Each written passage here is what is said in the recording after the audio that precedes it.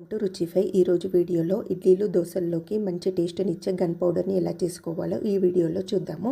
దీనిగాను stove పైన కడాయి పెట్టుకొని 2 స్పూన్ల వరకు శనగపప్పు 2 స్పూన్ల మినపప్పును వేసుకొని 1 నిమిషం పాటు వేయించుకున్న తర్వాత దీంట్లో 1 స్పూన్ ధనియాలు, 1 స్పూన్ నువ్వులు, 1 స్పూన్ జీలకర్ర, 1 స్పూన్ మిరియాలు వేసుకొని అలాగే కొద్దిగా ఎండు కొబ్బరిని 7-8 వరకు ఎండుమిర్చిని కూడా వేసుకొని స్టవ్ సిమ్లో పెట్టుకొని బాగా వేయించుకొని ఒక ప్లేట్లో వేసుకొని చల్లార్చుకోవాలి. ఇప్పుడు దీంట్లోనే 1/2 కప్పు వరకు కరివేపాకు, 2 రెబ్బల చింతపండును కూడా వేసుకొని 2 నిమిషాల పాటు వేయించుకొని పూర్తిగా చల్లార్చుకోవాలి.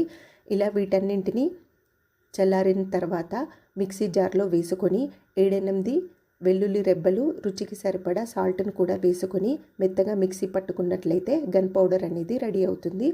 ఇడ్లీలు దోశల్లోకి ఈ పౌడర్ని ఎలా వాడుకోవాలో నెక్స్ట్ వీడియోలో చూద్దాము. రెసిపీ నచ్చితే